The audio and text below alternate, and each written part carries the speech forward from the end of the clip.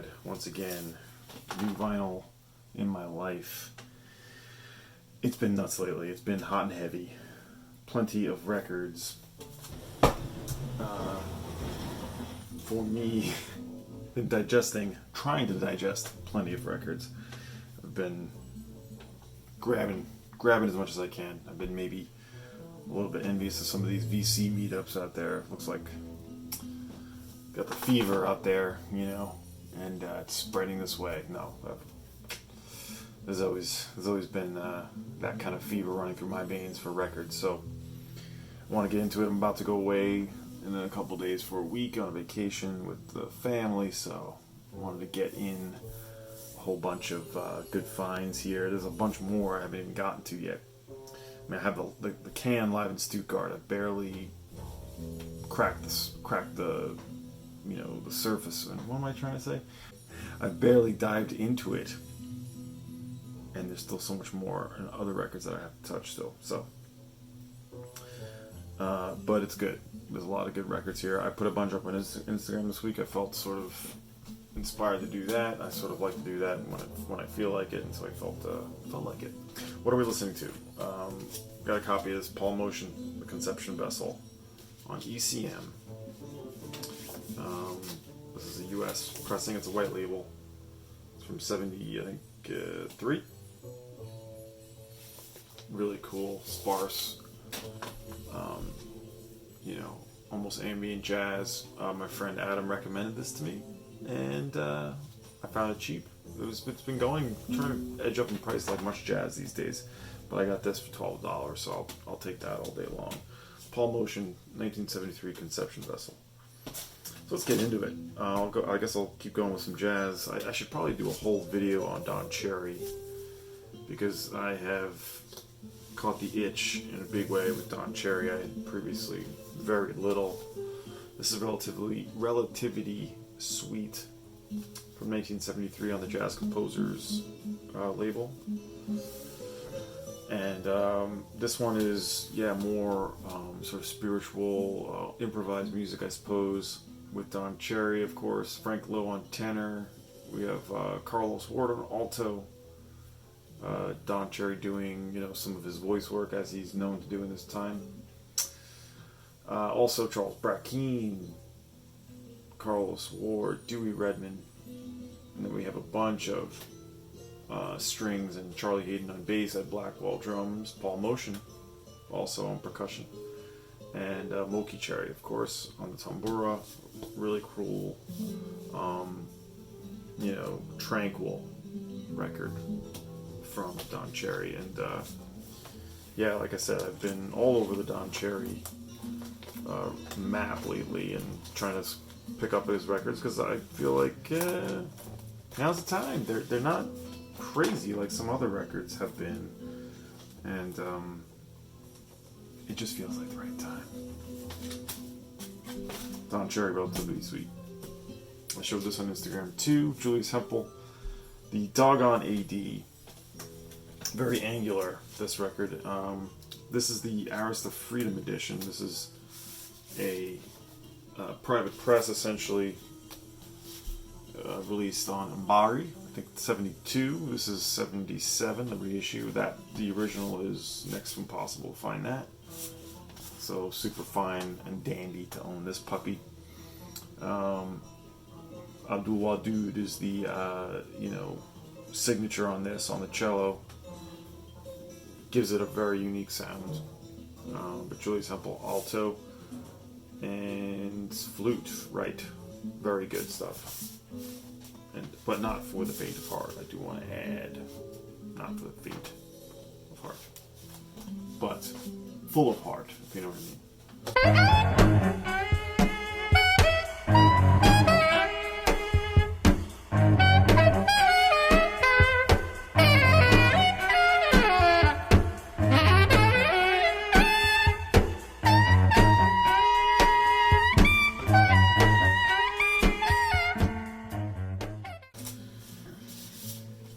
Well, it's late night. We had travel today. We were down visiting my mother in Long Island, and my sister and my brother, a whole bunch of my family. It was just a quick visit, really.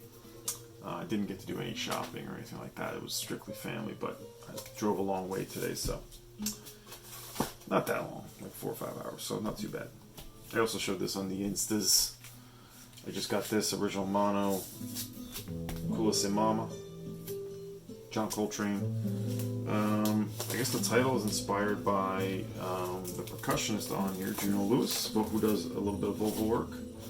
But this has got a great, the first track, the first side, the Kulu Mama, the title track, has got Pharoah Sanders on it. Classic Coltrane. This is from early 66, I think it is. And this is the original Impulse label there. Got a super great deal, like undergraded. I think this was 25, and it's apparently a VG, and the reason why they sort of downgraded the sleeve, I guess, was because of this sort of score here. I'm fine. Beautiful. Gotta love the Impulse sleeves. Always stood up to the test of time. A little more Coltrane and a little more Don Cherry. I finally got around to really spinning this and giving it a healthy listen. The Avant-Garde. That's the original blue and green Atlantic labels. So this is originally from 1960, and I guess it's basically John Coltrane with the Ornette Coleman Band, which Don Cherry was of course a part of. So you had Ed Blackwell, Charlie Hayden, also on this. Yeah, Percy Heath also chipping in here on bass. So they do Ornette Coleman songs as well as a Don Cherry composition, Cherry Co. And the reviews on this, and people are sort of mixed on this record. It wasn't necessarily intended for release. Atlantic put this out in 66, recorded in 60. And Coltrane is definitely more in his Atlantic mode of sort of a little more polite, a little more restrained with his solo work. But I guess this does feature his earliest recordings of soprano sax, which is on here.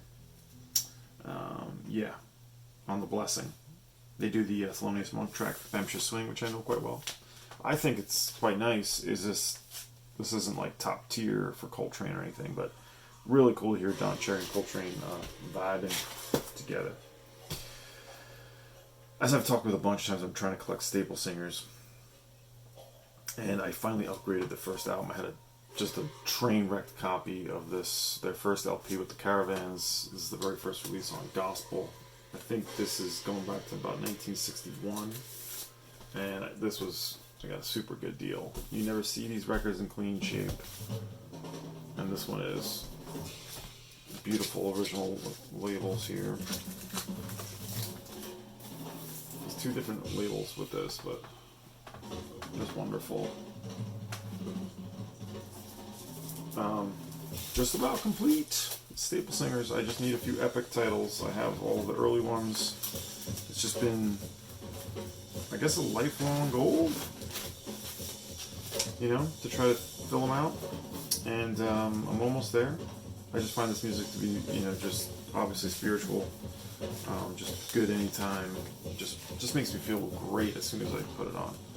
Caravans and Staple Singers, a gospel program. By the way, I am going to dip into my pandemic box, my 2020 batch of sealed records, as I like to do in these new vinyl in my life series videos. So I'll do that at the end. A little bit more, or in this case, soul. This is Cliff Nobles and Company, The Horse, on the Phila Soul. I always have a hard time saying that. Cliff Nobles had some very rare singles on Atlantic and a few other labels, and then he had a hit with this instrumental called The Horse, which is on here. This LP is only so-so. It's sort of like they were trying to get something out for the LP market, so it's what felt like a little bit of throwaways, some instrumentals, but there are some good tracks on here. The Horse and the Camel. Really the first side. Of course, they would do a version of Jesse Harris hit Boo Down Broadway, which is a big hit for the label. Let's see, is the other one, Let's Have a Good Time, I think is the other good track on here. But there is The Horse by Cliff Nobles and Company. Really good, solid soul. I just think there's definitely a bunch of throwaway tracks on here. But quite nice, nonetheless. Okay, this is Barry Richards, the boss with the hot sauce, and on Groove In today, Cliff Nobles and Company, and they're going to do their big #1 record all over the country, a stone million seller. This is Cliff Nobles, and there's little Tina. They're going to dance the horse.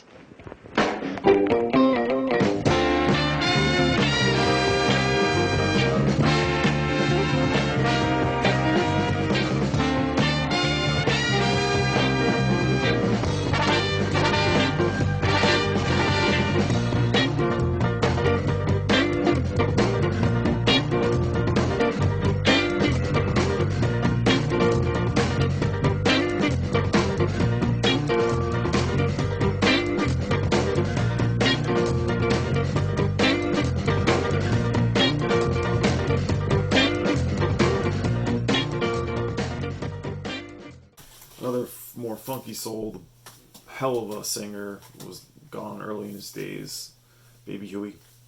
This is the Run Out Groove reissue. And I'm sure this has been talked about. I just got it recently because it was basically a good deal. But yeah, this is the Run Out Groove edition, not the double. They did like a double LP for, I think, Record Store Day. This is like the later, just single disc issue. I'm fine with it. What a singer. Just killed it, belted it out. Pretty beautiful record. I do need some more time with it though, actually. Alright, changing gears. This finally, first time I've ever owned this on vinyl. I've had the CD since I was in my early 20s, and this has just been remastered. I know Digital Grammophon John showed it. The Bad Brains album, originally on a cassette. We did it at ABC. We compared this in Angry Mom, this edition versus the original tape George has, the original cassette, and he had the first edition that Roar did from '97, and this is an Org Music edition. This is their new remaster, and it sounds amazing. Org Music does great work, but it doesn't sound all that better. It does sound better than the '97 edition on Roar. What is it? Riot on Internet? I forget what it is. ROIR. But this is actually just, you need to have this record one way or another. Classic DC hardcore with dub mixed in. Really a seminal band, seminal record. This is the only record I have. I think I have Eye Against Eye on disc. I want to get Black Dots at some point. Bad Brains. Some punk, following hardcore, screamers. Richie just showed this, and I think everybody will be showing this eventually. This is the demos, the Hollywood demos, the first official release by the Screamers, a synth punk group out of LA. This is the red. I pre-ordered this like forever ago, and I finally got it here. Comes with a poster, inner sleeve, red edition, which is now, yeah, this red edition is actually kicked up in value. But you should check out the Screamers. I do still have one of the bootlegs, demos 77 to 78. This has a lot more tracks on it, so I'm going to keep that. This is the first official issue of it though, and it's 5 songs. It does not include their signature song, 122 Hours of Fear, right? Yeah. But nonetheless, Superior Viaduct, great work on this. This is master tape stuff that they got. So it's official recordings of a band that, you know, I guess was like a seminal band to see at the time, but never actually released anything in their day. So this is kind of pretty important stuff. Screamers, Hollywood demos. That's all she got.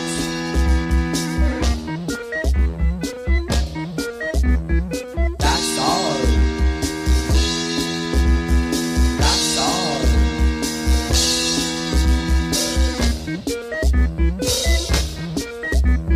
She took a chance. Nothing happened.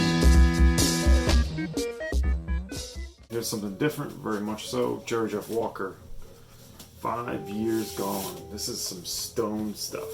I pulled this home from Angry Mom for just a couple of bucks. $10 actually, but it's actually kicked up in value. This includes the original sort of wraparound that you would get on some of the records back in the day. A lot of the reprise records had like a wraparound, almost like insert. But George F. Walker, Mr. Bojangles, this record's something else entirely. It's sort of a late night stone, very baked affair. You know, if you like the Ted Lucas album, I think it's not quite this bad. I don't know what I'm saying. What am I saying? It's in that spirit. It doesn't sound like that. It's sort of like very loose ballads, just kind of carefree too. This is from 1969. He just has some really solid records. I have one other one that I dig by him, and happy to get this one, especially for a very cheap price. You know how that goes. George F. Walker, five years gone. Some composers here. Beverly Glenn-Copeland, Keyboard Fantasies. Now this has been reissued many a time. I finally decided to pull the trigger on a very cheap new reissue, but sounds amazing. Beverly Glenn-Copeland, trans artist, created this. It was originally a cassette in I think 85, 86, and it's basically minimal new age music, but I enjoy it very much. Definitely puts me into another atmosphere, another space.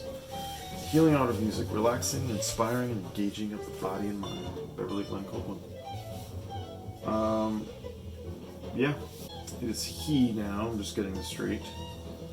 You can find her, was when she was Beverly Copeland. I think her early records, or folk records, are pretty rare themselves, but Keyboard Fantasies, if you see this, check it out. I highly recommend it. It's just very deep spiritual music. Many have showed this. This is the Pharoah Sanders and Floating Points. This is the 180 gram edition. Very meditative, and it's just restraint with this record. Well done, really cool. Very minimal, not a whole lot happening for a time, but when the strings kick in and when Pharoah does hit his marks, this is just beautiful. And the title, I always forget that there's an actual title to it. I just think it's called, it's just called Promises, right? Been talked about. I want to show it. Also been talked about, wanted to shout out Michael Muller, Balmorhea, The Wind on Deutsche Grammophon. Played this on the airwaves a couple weeks ago, like some of the stuff I have as well. Beautiful album. I think you can still get it. I had to actually find it at a retailer I don't usually order from. It's probably out there, or waiting repass, so check it out. Balmorhea, The Wind. Okay. Sort of a grail here. Haven't discussed this record yet. This is my favorite Low album. I've been wanting to get it since it came out. I mean, I've had the compact disc. I've had the CD since the 90s, and I've always wanted to get this. This is the original Genius pressing of Low's Long Division. I think it's 95, right? Who am I talking to? Produced by Kramer, of course, of the Noise New York studio and Shimmy Disc. This is Low at their absolute height. I believe it's their second album or third. I'm forgetting. But Kramer does play on this. Balance Warhawk, Mimi Parker, and it's just a wonderful album. This is like the signature Low sound. I remember listening to this.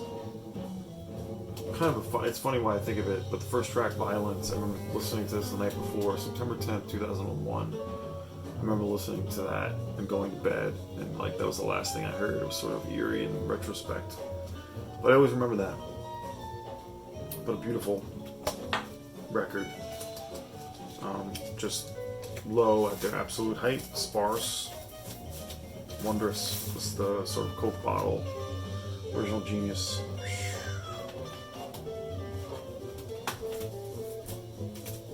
I pulled a lot out here, and I haven't even. I'm showing a lot of records, and I have not even listened to all the other ones I have, so I have more to show at some point. I'll have to slow down so that I can actually talk about all of them. This is the Chris Corsano Bill Orcutt record I think I alluded to, speaking with Michael. Made Out of Sound. Right back here. And Chris Corsano, the drummer, of course. Bill Orcutt, guitar. This is just great duo, experimental, you know, lots of just awesome sort of playing, really, but it's grounded. It has a grounded vibe to it, or grounded sort of aspect to it. Orcutt is increasingly getting a little more, less chaotic, but this is still pretty chaotic, and Corsano is just fantastic. This was recorded, part of it was recorded here, recorded summer of 2020 in San Francisco and Ithaca, because Corsano is based here now. So I love it. On the Palilalia label, Bill Orcutt's label.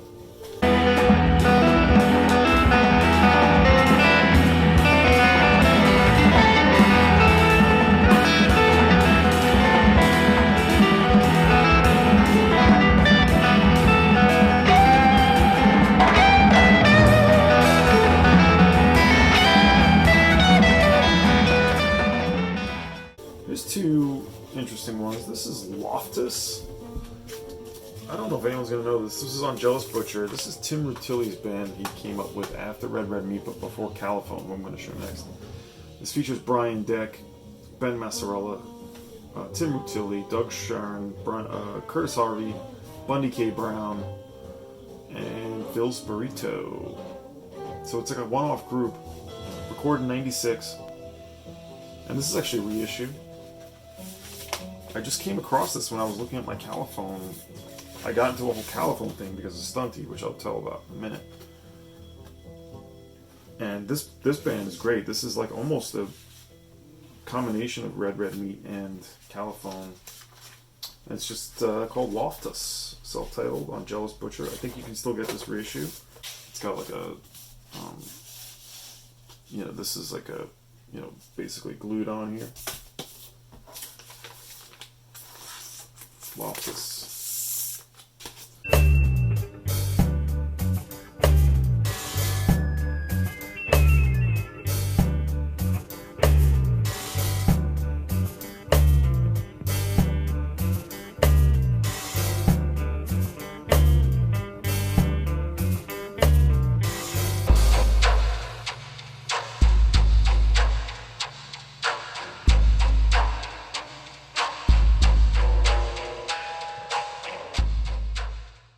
Alright, yeah. So that was Loftus. I had to change my palm motion. And I also recently just finally got this on vinyl of the Caliphones. I didn't have Roots and Crowns.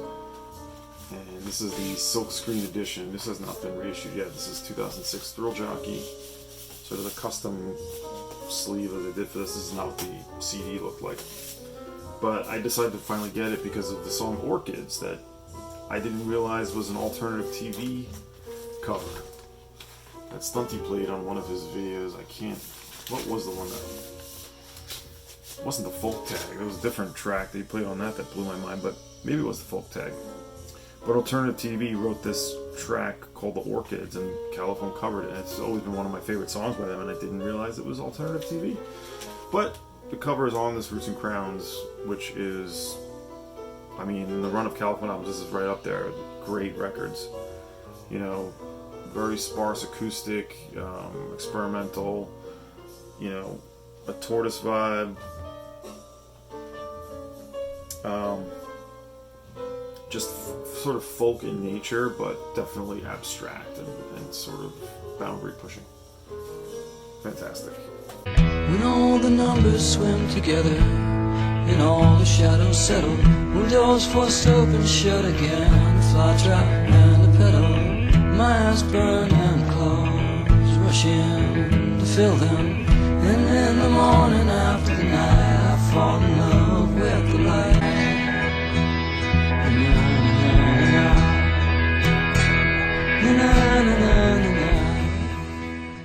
this is a new band. Second record by them, Sleeper and Snake, Fresco Shed. This is like lo-fi duo with a cellist and like, yeah, multiple instrumentalists. Like has a beat happening sort of tone to it, I think. This is on the Upset the Rhythm label, so I believe, I haven't looked into this group yet too much, I believe they'd be English, because Upset the Rhythm is mostly out of the UK. I'll put a sample in of this. I'll put a sample in as many of I can as if you've been watching. But Fresco Shed by Sleeper and Snake on Upset the Rhythm, their second release. The weight of the falls, there's none given. There's none given. There's none given. There's none given.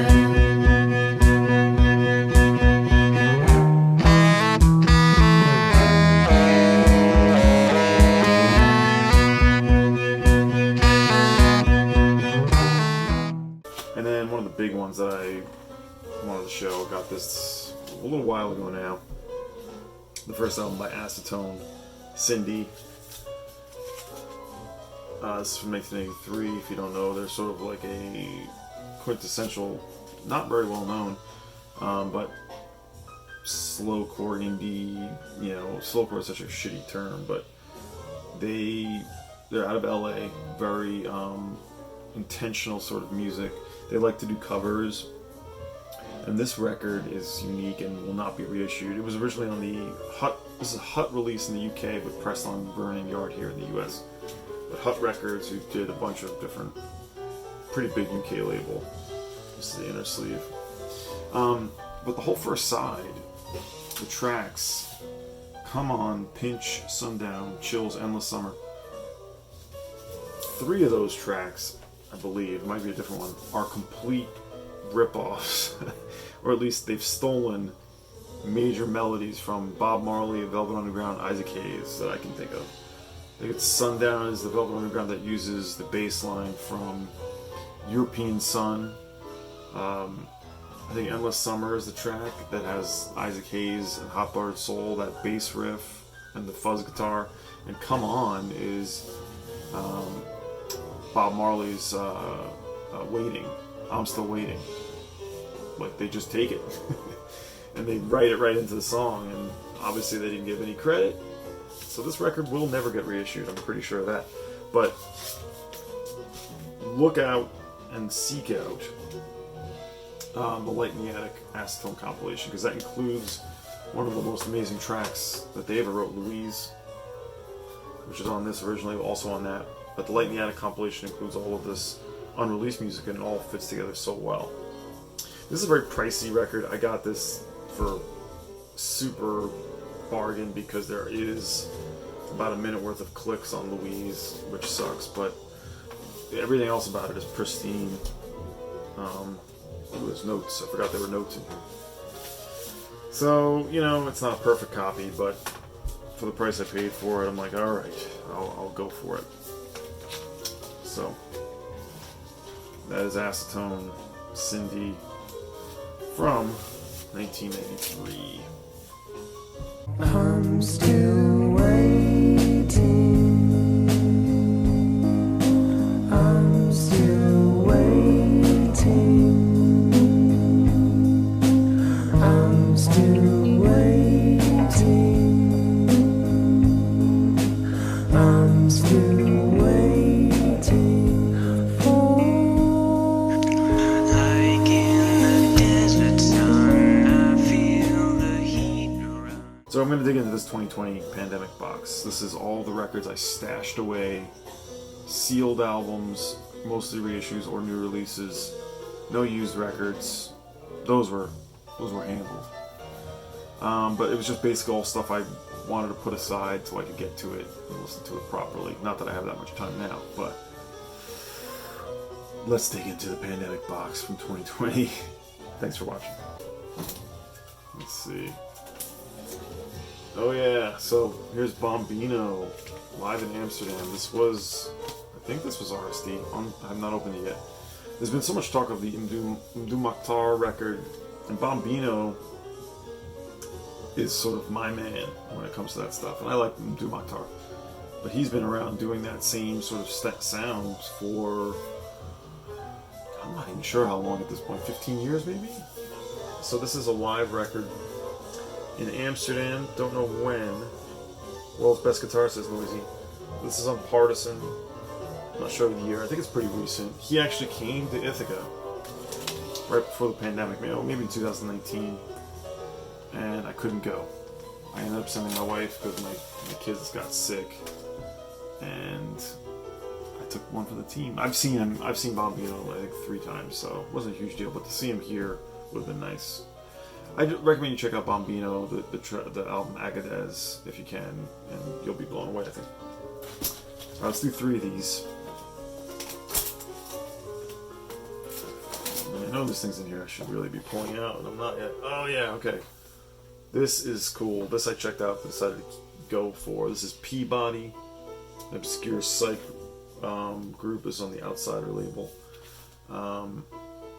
They did a freaked out version of Tobacco Road, right?